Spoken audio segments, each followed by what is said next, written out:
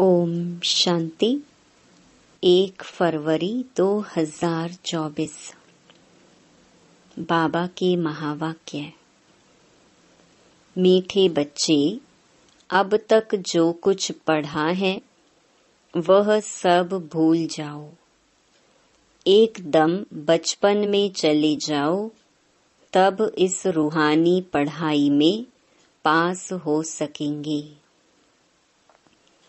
प्रश्न: जिन बच्चों को दिव्य बुद्धि मिली है उनकी निशानी क्या होगी? उत्तर: वे बच्चे इस पुरानी दुनिया को इन आँखों से देखते हुए भी नहीं देखेंगे।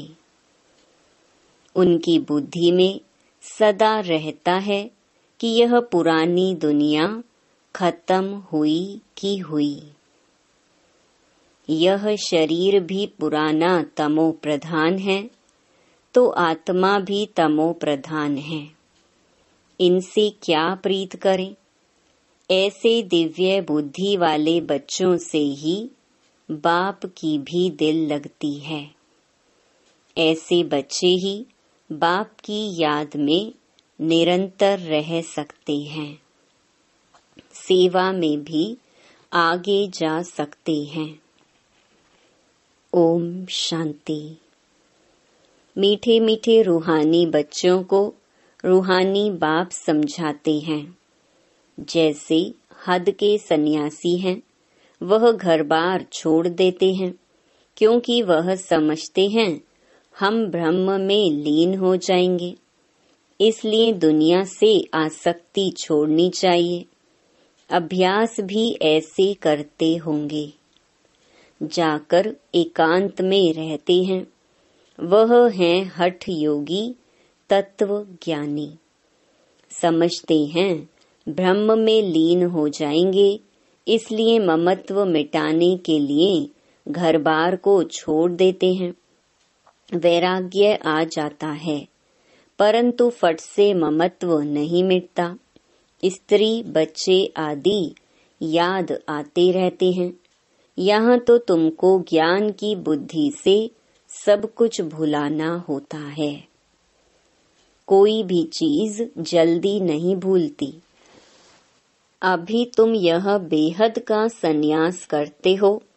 याद तो सब सन्यासियों को भी रहती है, परंतु बुद्धि से समझते हैं हमको ब्रह्म में लीन होना है, इसलिए हमको देहभान नहीं रखना है।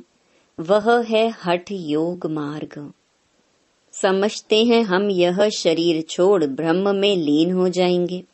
उनको यह पता ही नहीं कि हम शांति धाम में कैसे जा सकते। तुम अब जानते हो हमको अपने घर जाना है। जैसे विलायत से आते हैं तो समझते हैं हमको बॉम्बे जाना है वाया। अभी तुम बच्चों को भी पक्का निश्चय है। बहुत कहते हैं इनकी पवित्रता अच्छी है, ज्ञान अच्छा है, संस्था अच्छी है, माताएं मेहनत अच्छी करती हैं क्योंकि अथक हो समझाती हैं। अपना तन मन धन लगाती हैं, इसलिए अच्छी लगती हैं। परंतु हम भी ऐसा अभ्यास करें, यह ख्याल में नहीं आएगा। कोई विरला निकलता है, वह तो बाप भी कहते हैं कोटों में कोई, अर्थात जो तुम्हारे पास आते हैं उनमें से कोई निकलता है। बाकी यह पुरानी दुनिया खत्म होने वाली है। तुम जानते हो अब बाप आया हुआ है। साक्षात्कार हो ना हो, विवेक कहता है बेहद का बाप आए हैं। यह भी तुम जानते हो बाप एक है। वही पारलौकिक बाप ज्ञान का सागर है। लौकिक को कभी ज्ञान का सागर नहीं कहेंगे। यह भी बाप ही आकर तुम बच्चों को अपना परिचय देते हैं। तुम जानते हो अब पुरानी दुनिया खत्म होने वाली है। हमने 84 जन्मों का चक्र पूरा किया। अभी हम पुरुषार्थ करते हैं वापस सुख धाम जाने का, वाया शांति धाम। शांति धाम तो जरूर जाना है, वहां से फिर यहाँ वापस आना है। मनुष्य तो इन बातों में मूंझे हुए हैं। कोई मरता है तो समझते हैं वैकुंठ गया, परंतु वैकुंठ है कहाँ? यह वैकुंठ का नाम तो भारतवासी ही जानते हैं और धर्म वाले जानते ही नहीं। सिर्फ नाम सुना है, चित्र देखे हैं, देवताओं के मंदिर आदि बहुत देखे हैं। जैसे यह दिलवाड़ा मंदिर है, लाखों करोड़ों रुपया खर्चा करके बनाया है, बनाते ही रहते हैं। देवी देवताओं को वैष्णव कहेंगे, वे विष्णु की वंशावली हैं, वो तो हैं ही पवित्र। सतयुग को कहा जाता है पावन दुनिया, यह है पतित दुनिया। सतयुग के वैभव आदि यहाँ होते नहीं। यहाँ तो अनाज आदि सब तमो प्रधान बन जाते हैं, स्वाद भी तमो प्रधान। बच्चियां ध्यान में जाती हैं, कहती हैं हम शूबी रस पीकर आई, बहुत स्वाद था। यहाँ भी तुम्हारे हाथ का खाते हैं तो कहते हैं बहुत स्वाद है, क्योंकि तुम अच्छी रीति बनाती हो। सब दिल भर कर के खाते हैं, ऐसे नहीं तुम योग में रहकर बनाते हो तब स्वादिष्ट होता है। नहीं, यह भी प्रैक्टिस होती है। कोई बहुत अच्छा भोजन बनाते हैं, वहाँ तो हर चीज सतो प्रधान होती है, इसलिए बहुत ताकत रहती है। तमो प्रधान होने से ताकत कम हो जाती है, फिर उनसे बीमारियां, दुख आदि भी होता रहता है। नाम ही है दुख धाम। सुख धाम में दुख की बात ही नहीं, हम इतने सुख में जाते हैं जिसको स्वर्ग का सुख कहा जाता है। सिर्फ तुमको पवित्र बनना है, सो भी इस जन्म के लिए। पीछे का ख्याल मत करो, अभी तो तुम पवित्र बनो, पहले तो विचार करो कहते कौन है। बेहद के बाप का परिचय देना पड़े। बेहद के बाप से सुख का वर्षा मिलता है। लौकिक बाप भी पारलौकिक बाप को याद करते हैं, बुद्धि ऊपर चली जाती है। तुम बच्चे जो निश्चय बुद्धि पक्के हो, उन्हों के अंदर रहेगा कि इस दुनिया में हम बाकी थोड़े दिन हैं। यह तो कौड़ी मिसल शरीर है, आत्मा भी कौड़ी मिसल बन पड़ी है, इसको वैराग्य कहा जाता है। अभी तुम बच्चे ड्रामा को जान चुके हो, भक्ति मार्ग का पाठ चलना ही है। सब भक्ति में है, नफरत की दरकार नहीं। सन्यासी खुद नफरत दिलाते हैं, घर में सब दुखी हो जाते हैं, वह खुद अपने को जाकर थोड़ा सुखी करते हैं। वापस मुक्ति में कोई जा नहीं सकते। जो भी कोई आए हैं, वापस कोई भी गया नहीं है, सब यहाँ ही हैं। एक भी निर्वाण धाम व ब्रह्म में नहीं गया है। वह समझते हैं फलाना ब्रह्म में लीन हो गया। यह सब भक्ति मार्ग के शास्त्रों में है। बाप कहते हैं इन शास्त्रों आदि में जो कुछ है सब भक्ति मार्ग है। तुम बच्चों को अभी ज्ञान मिल रहा है, इसलिए तुम्हें कुछ भी पढ़ने की दरकार नहीं है। परंतु कोई कोई ऐसे हैं जिनमें फिर नॉवेल्स आदि पढ़ने की आदत है। ज्ञान तो पूरा है नहीं, उन्हें कहा जाता है कुक्कड़ ज्ञानी। रात को नॉवेल पढ़कर नींद करते हैं तो उनकी गति क्या होगी। यहाँ तो बाप कहते हैं जो कुछ पढ़े हो सब भूल जाओ, इस रूहानी पढ़ाई में लग जाओ। यह तो भगवान पढ़ाते हैं जिससे तुम देवता बन जाएंगे 21 जन्मों के लिए। बाकी जो कुछ पढ़े हो वह सब भुलाना पड़े, एकदम बचपन में चले जाओ। अपने को आत्मा समझो। भल इन आँखों से देखते हो, परंतु देखते भी नहीं देखो। तुम्हें दिव्य दृष्टि, दिव्य बुद्धि मिली है तो समझते हो यह सारी पुरानी दुनिया है, यह खत्म हो जानी है, यह सब कब्रिस्तानी है। उनसे क्या दिल लगाएंगे? अभी परिस्तानी बनना है। तुम अब कब्रिस्तान और परिस्तान के बीच में बैठे हो। परिस्तान अभी बन रहा है, अभी बैठे हैं पुरानी दुनिया में, परंतु बीच में बुद्धि का योग वहां चला गया है। तुम पुरुषार्थ ही नई दुनिया के लिए कर रहे हो, अभी बीच में बैठे हो पुरुषोत्तम बनने के लिए। इस पुरुषोत्तम संगम युग का भी किसको पता नहीं है। पुरुषोत्तम मास, पुरुषोत्तम वर्ष का भी अर्थ नहीं समझते। पुरुषोत्तम संगम युग को टाइम बहुत थोड़ा मिला हुआ है। देरी से यूनिवर्सिटी में आएंगे तो बहुत मेहनत करनी पड़ेगी, याद बहुत मुश्किल ठहरती है, माया विघ्न डालती रहती है।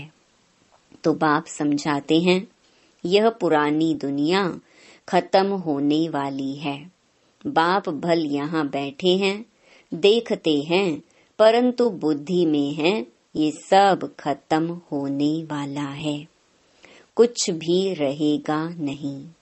यह तो पुरानी दुनिया है, इनसे वैराग्य हो जाता है। शरीरधारी भी सब पुराने हैं। शरीर पुराना तमो प्रधान है तो आत्मा भी तमो प्रधान है। ऐसी चीज को हम देखकर क्या करें? यह तो कुछ भी रहना नहीं है, उनसे प्रीत नहीं। बच्चों में भी बाप की दिल उनसे लगती है जो बाप को अच्छी रीति याद करते हैं और सर्विस करते हैं।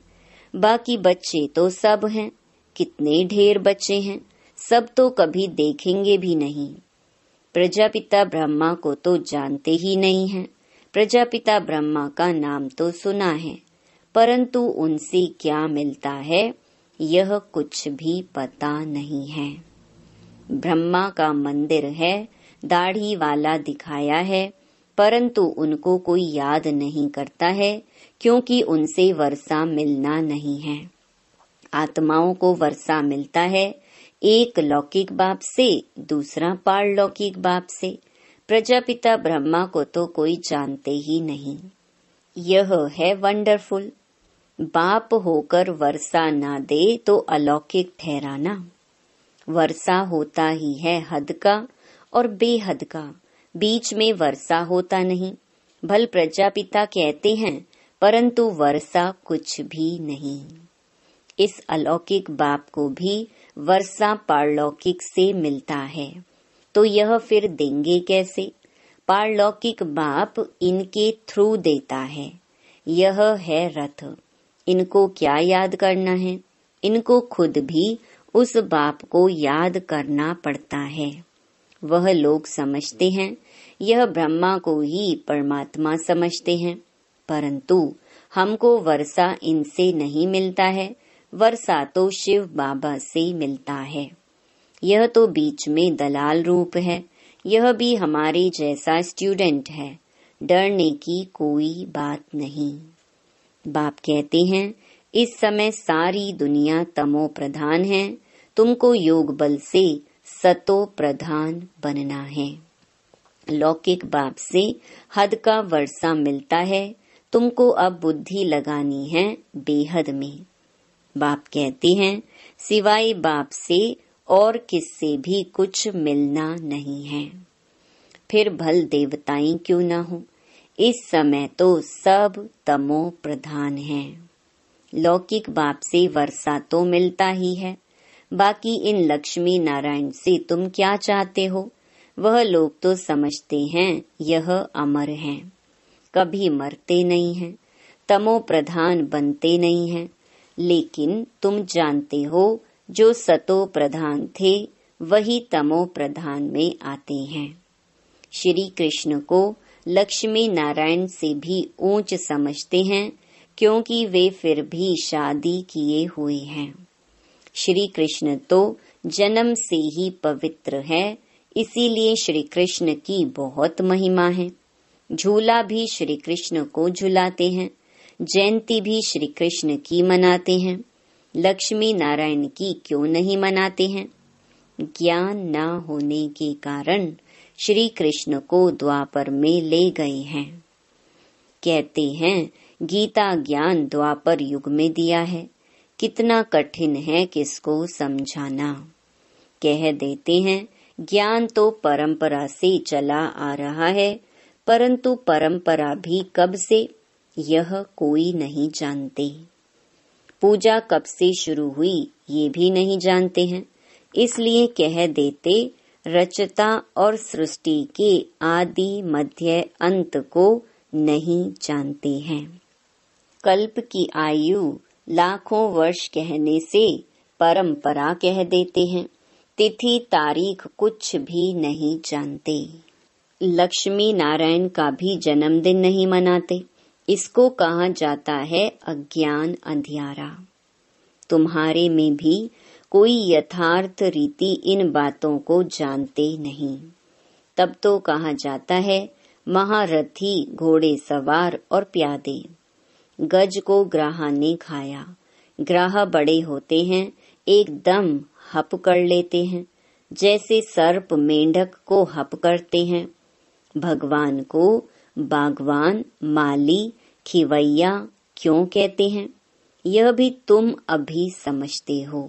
बाप आकर विषय सागर से पार ले जाते हैं, तब तो कहते हैं नैया मेरी पार लगा दो। तुमको भी अभी पता पड़ा है कि हम कैसे पार जा रहे हैं। बाबा हमको क्षीर सागर में ले जाते हैं, वहाँ दुख दर्द की बात नहीं।